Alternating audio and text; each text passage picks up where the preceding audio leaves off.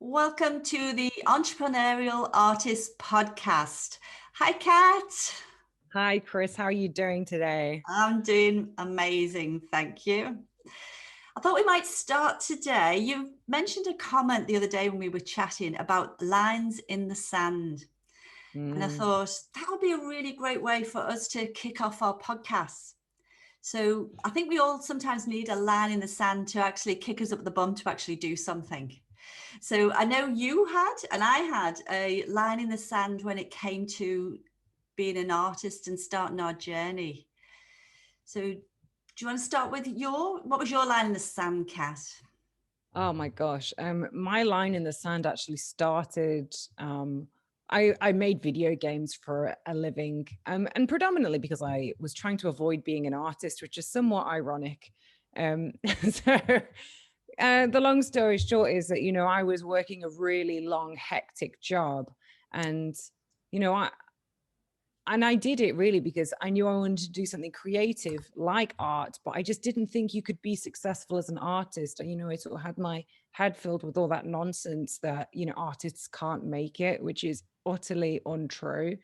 Of course, if all you do is draw and paint, you're not going to make it, but it's a business just like anything else. And I as do a long as lot you more. apply not Yeah. right, you just got to treat it like a business, and that's super important. But I never thought it could be a thing, so I went my whole life trying to avoid doing it. And I found myself working 16-hour night days and nights. And there was a particular moment in time when we were launching a video game, and I was sleeping under my desk at work because I was too tired to drive home. I was in, it was about an hour and a half. Like, it's crazy to It's think about it. crazy. Crazy. Yeah. Um, and yeah, it makes me feel uncomfortable and nervous, like every time I think about it, because it was such a stressful point in my life. And like even now, I just sort of like I just wish I can feel like my hackles go up. But I think for me, there was a moment where I woke up under my desk and I got bits of carpet stuck to my face and just bits of crud. Having worked 7 days a week for 3 months without break, and I'm not small days, like huge days, and it was coming to the end, and I was just broken as a Yeah. person, And I'm and I was laughing miserable. and it's really not funny, is it? Oh, look, in a way, I'm like, I'm glad I went through it, but I just don't see why I'd want to go through it again. Hmm. Like, it was character building, but I'm sure there's better ways to build character, I've got to be honest. um like, and I had that moment where I was like, what the heck am I doing with my life? Hmm. Like, I started video games because I sort of thought it's going to be a lot of fun, and it was kind of a career, and I could see a ladder, and I guess this is what people do. Like, I didn't I, you know I the idea or the concept of following your life's purpose, your life's passion, was nothing that anyone had ever really spoken to me about. Like, Yeah. I'd had that get a real job conversation about a million times, but not ever do the thing that makes you happy. Now, of course, I understand that not you have to really apply yourself and not just be a good artist. You also have to be a good business person, and you have to be a good social media person, and you've got to be able to put yourself out there, and there's lots more faculties to Hmm. running a successful art business than just painting, you know what I mean? Like, Yeah, but and that's I'm very stuff you fortunate. find out later down the track, isn't it, when you've been doing Yeah. it for a while. So what was it um then that, you're under the desk with bits on your face? right, oh, what a miserable time. Yeah. And for me, I went, so from that, I just had that moment, like, what am I doing in my life? And very fortunately, straight after launching that game, which, bear in mind, we won awards for, and it was very well, highly acclaimed by some very intense critics. But my thing was that we went to Peru, and we went to a retreat there, and I had a lot of very cosmic experiences whilst at the retreat. And there was an artist there, and they were painting, and it was beautiful art, but you know, it was intermediate level art, I would say. And I remember feeling intense pang of jealousy, and which is not really like me, but I recognized it for what it was. The reason why you get jealous about things that you see is because often they're aspects of things that you actually deeply desire that you don't have. And that's what jealousy is. And if you look at it that way, I was like, okay, well, you know, all of these people were like oohing and ahhing over her art. And I remember a point in my life when I was a kid where people would do that to me. And I remember, you know, deeply craving that, and deeply craving, I think, this thing that was missing from me, which was I was a natural born artist, that I hid my art, and I refused at this point in my life. I refused to call myself an artist. Even when I was in video games technically doing art, I called myself a creative. I literally refused the word art, because for me, I just associated it with failure, and I didn't want to. It's interesting, the words that can be used, which it didn't serve you. Maybe it didn't serve you at that time to call yourself as an artist, because you wouldn't be able to have seen yourself as a success. Maybe. It's just funny, you know, and I obviously had these whole cosmic experiences in this retreat. And, you know, I felt like the universe had touched my soul. Of course, I was in the middle of a Peruvian jungle. So, you know, and there was a clearing there, beautiful Maloko and stuff like that. And I remember seeing the stars and them being so bright as well, and just almost piercing, like the starlight pierced my soul. And having all of these really cosmic experiences, I just remember thinking like, wow, like there's so much to life. You know, I sat and meditated on the fact that, you know, why does anything exist? I was sort of having this existential crisis after being broken, having my whole life broken down. I realized I could never go back into the career I was in, and I lost my purpose and calling, because before I'd identified myself as I'm a, you know, video game executive producer. I've done all these high profile games. I've worked with massive teams, and I realized that's not me anymore. And I didn't know, I lost my identity in that line in the sand. And I was sort of trying to search for it again.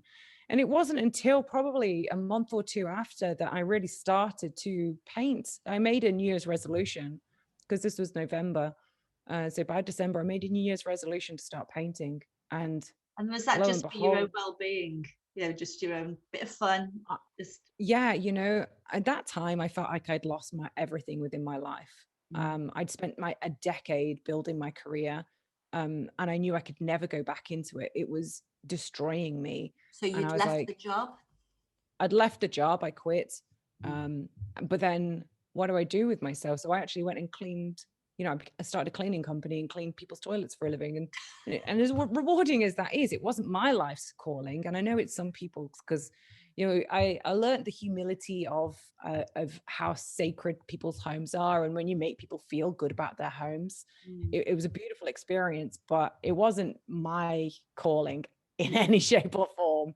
And that's okay. Yeah. But yeah, I just was painting for fun, and I realized that nothing was going to stop me from making art now, because I'd already hit rock bottom. So what else are they going to take away from me? Like, you know, I felt like a massive failure, which I know actually was not true. But in my mind right then, I was like, well, I've lost everything. I might as well just do the thing I love. Because I was, at that point, as you said, I was overqualified for any position within the games industry. I couldn't go back in a few tiers down. I'm overqualified. So people are always going to think like, oh, you know, she's going to leave this role for a higher paying, more, you know, executive role. So yeah. And, you know, 5 years later, here we are, man, doing this podcast. Having so much fun doing your art, doing podcasts, doing all the stuff that you do. But like, it's a massive difference as well, even between you started painting just for fun and then turn it into a business. 100%. Yeah. You know, like your first thing was your Kickstarter that, you know, you had to go at, and you just had to go at it, didn't you? Do you know the reason why I started a Kickstarter? So for anyone that doesn't know, a Kickstarter is a little bit like a GoFundMe. It's like a crowdfunding campaign.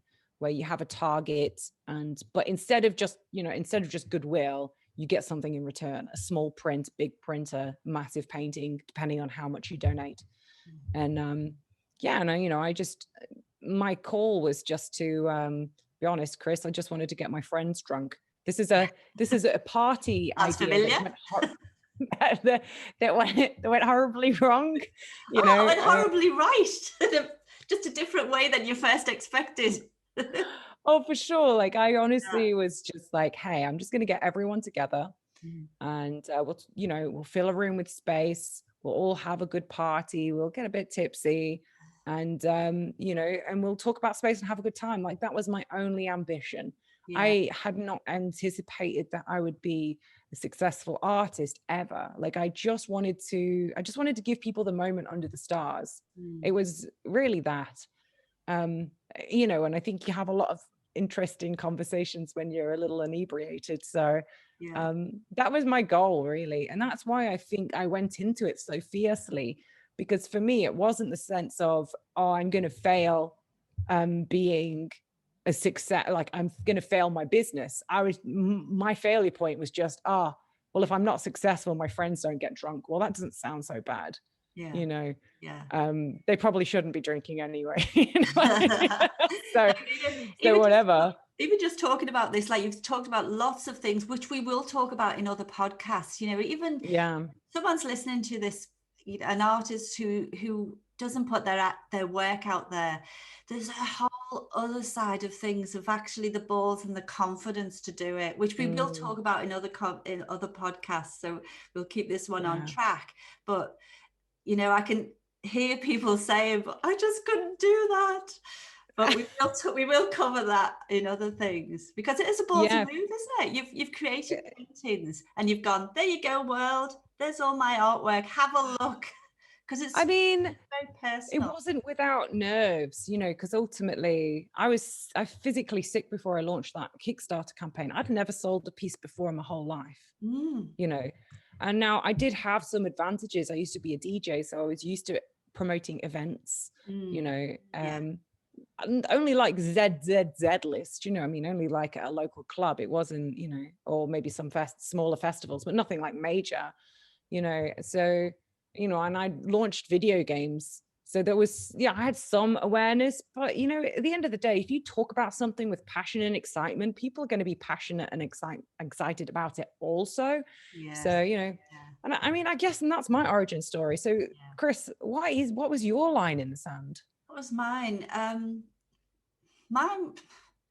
I've been a painter on and off for a lot of years. I love to do it at school, as everybody does, and going through family, and I've got one daughter. They take priority, and I'm sure many people who are listening, painting is one of those things that you go, I'll do it when I've got time, I'll do it when I've got time. And I was extremely guilty of doing that. And it was, it's a love as well, but it was not putting myself first with that. And I went to art school, did a couple of years at art school, and then nothing on and off, went through a few teachers, trying different mediums and everything. And it was only in 2012 when I got breast cancer that it was, a smack in the face. And, I'm very, very fortunate that I got breast cancer at a very early stage. So, but it still scares the living bejesus out of you, it rocks you to your very core, that you do sort of think, what the hell am I doing with my life? What do I want to do? And through that time, I'd had different jobs. I've been in the accounts field for many, many years. And then we had our own business, which is just sold now, but we had our own business for many years.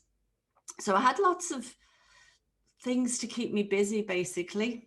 And it was only when I got that diagnosis that it really was, what is it, and it came back to what do you love to do? And I loved to paint. Painting made me happy. Painting makes the time disappear.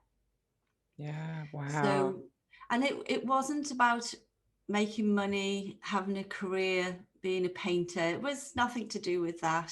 and it still is now. I still want to be the best painter that I can be. And that was my journey then. I've started to sort out teachers. So I had a few professional artists that I work with and learning from them.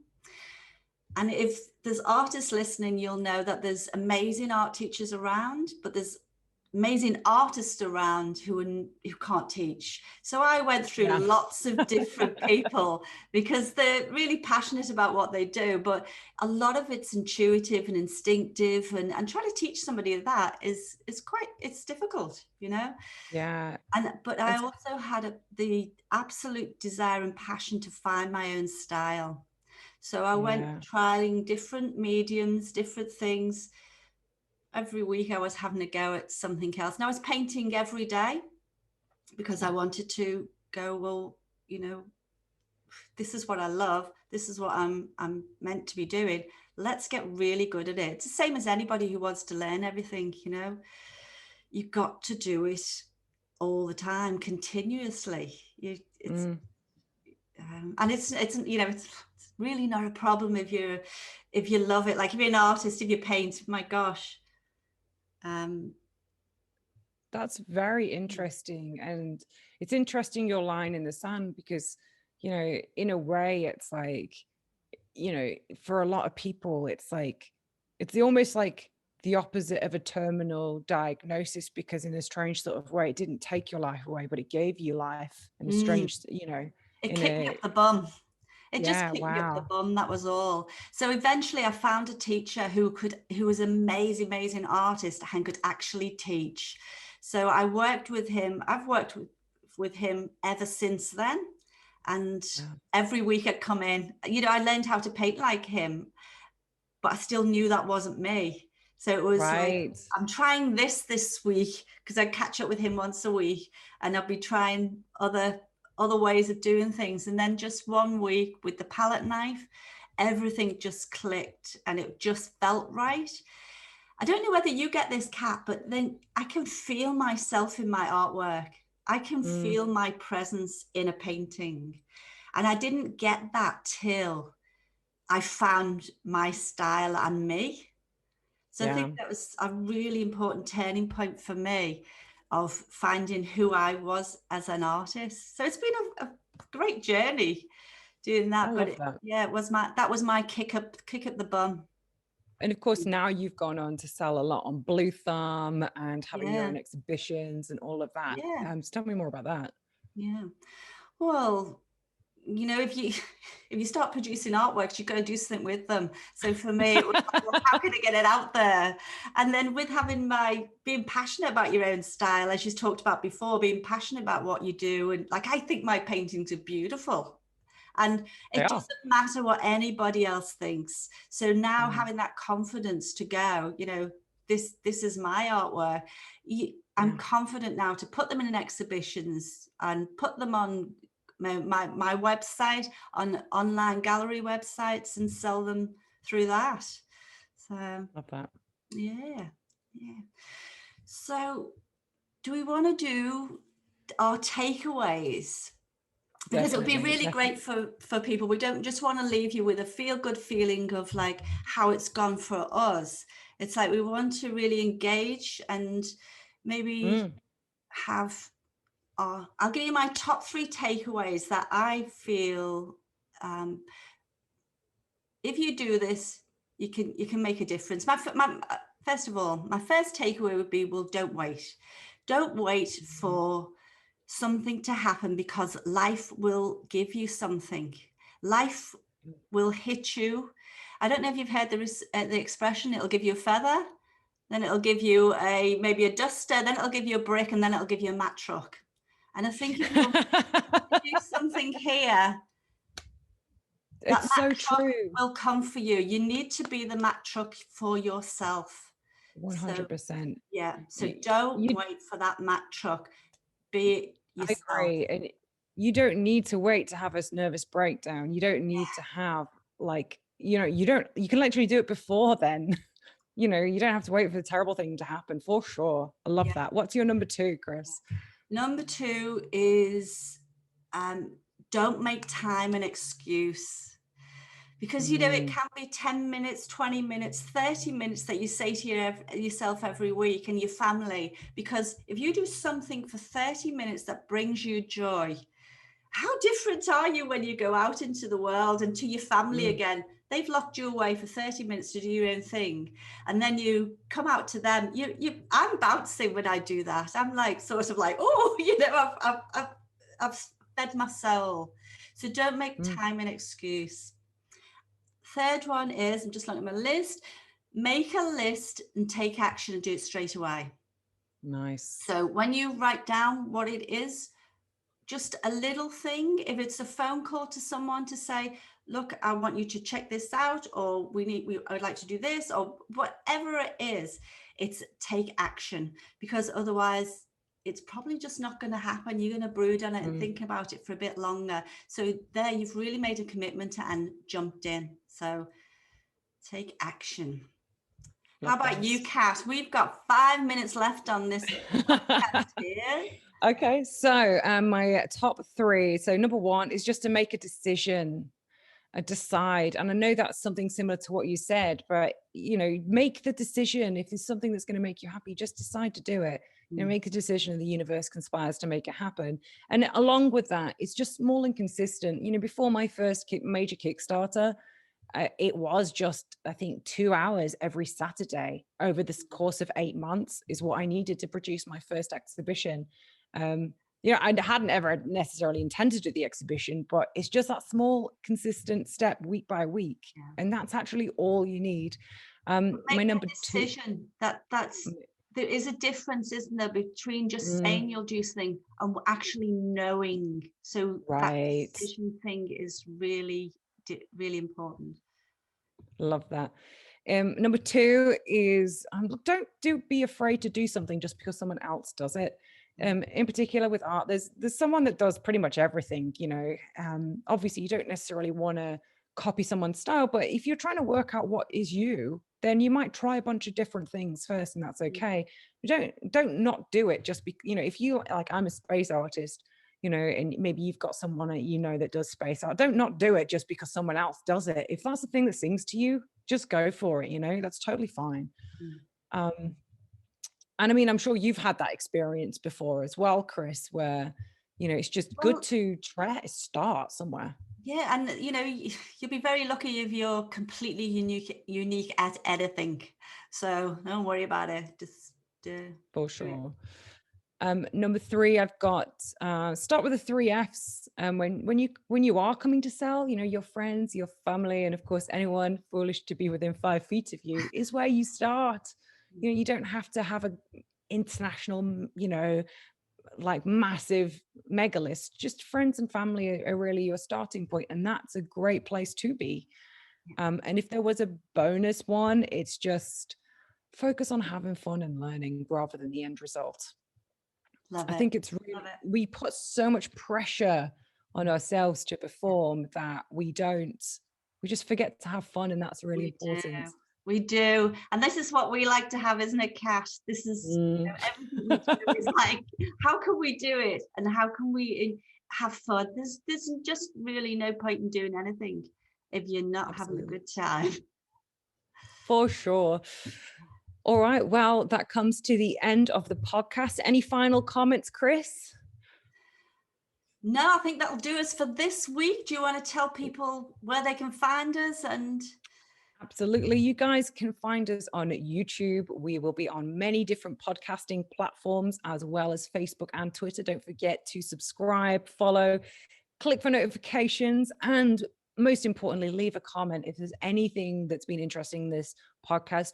But more specifically, if you've got any specific questions around, you know, running an art business, anything, anywhere you're stuck, or just anything that you're curious about, don't forget to let us know.